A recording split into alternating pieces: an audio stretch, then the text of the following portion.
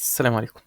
لارافيل 12.21 اتضاف 2 اتريبيوتس جداد، واحد اسمه سنجلتون والتاني اسمه سكوب. فتعالوا مع بعض نعرف ازاي نستخدمه. مبدئيا احنا لما كنا بنحب نعمل كلاس عندنا تبقى سنجلتون. مبدئيا السنجلتون اكيد هو معروف لغالبيتنا ان هو ان انا بكريت الاوبجكت مره واحده، وكل ما هاجي اعمل منها انستنس جديد انا مش بحب ان يرجع لي منها نيو انستنس، عايز يرجع الانستنس اللي اتعرف قبل كده. طب لو ما كانش موجود قبل كده هيرجع لي بنيو انستنس جديد ونقدر نعدل عليه.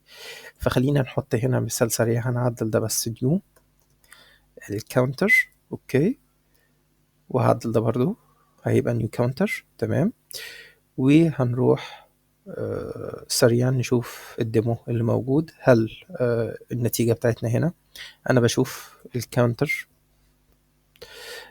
هل الاوبجكت ده هيساوي الاوبجكت ده ولا لا. هنعمل ريفرش،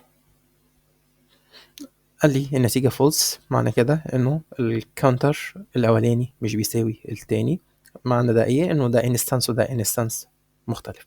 فلما كنا بنحب نعمل ان سنجلتون في لارافيل قبل كده كنا بنروح على الاب سيرفيس بروفايدر ونعرف الاوبشن عندنا.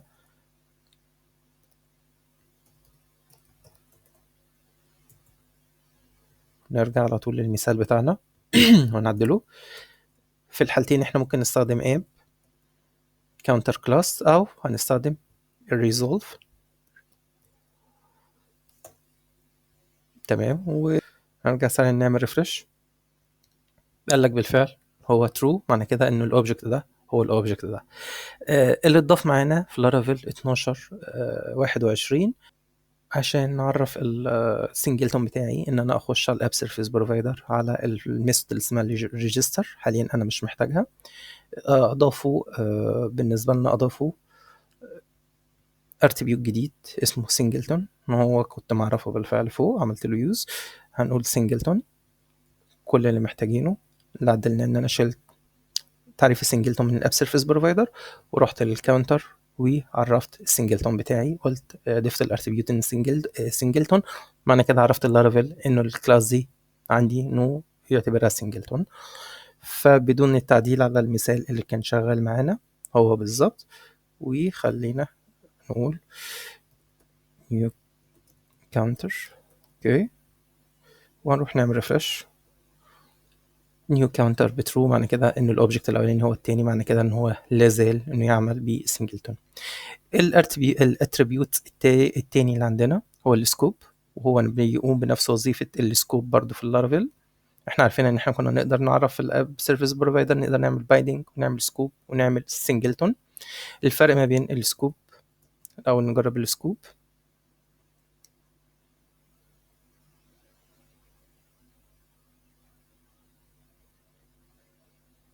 هل اسمه سكوب ده؟ اعتقد هو اسمه سكوب.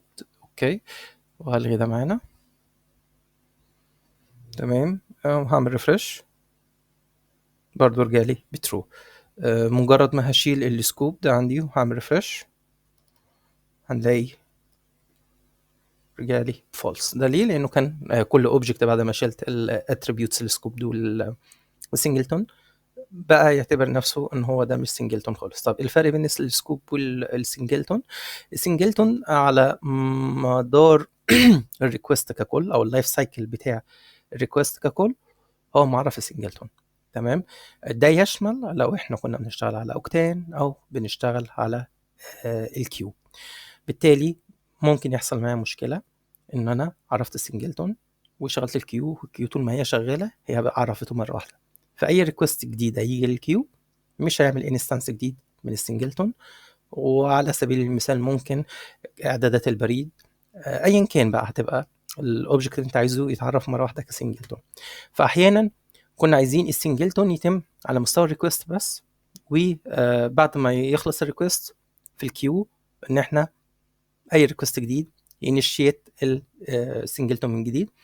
اللارافيل ضافت لنا الميثود اللي اسمها السكوبد ومعاها الاتريبيوت اللي اسمه سكوبد، ودي بتمكننا على مستوى الكيو او الاوكتان اللايف سايكل للريكوست بتاعي بيتم مره واحده على مدار الريكوست ككل. اول ما بيخلص الريكوست بيفلاش السنجلتون، بحيث الريكوست اللي هيجي التاني للكيو يكريت مره واحده مره تانية ينشيت انستانس من السنجلتون. بس على طول الريكوست الواحد مش هيعملوا انيشيت الا لما الكيو تخلص، وبالنسبه له اللايف سايكل بتاع الريكوست ده انتهى، هيعمل ريفلاش وهيستنى جديد عشان يعمل انيشيت من جديد. ده الفرق بين السنجلتون والسكوبد في اللارافيل. الاضافه دي متاحه من 12/21. يتاكد كويس انك عامل ابجريد للفيرجن ده عشان تقدر تستفيد منه. اتمنى ان الفيديو يكون افادك، والسلام عليكم ورحمه الله وبركاته.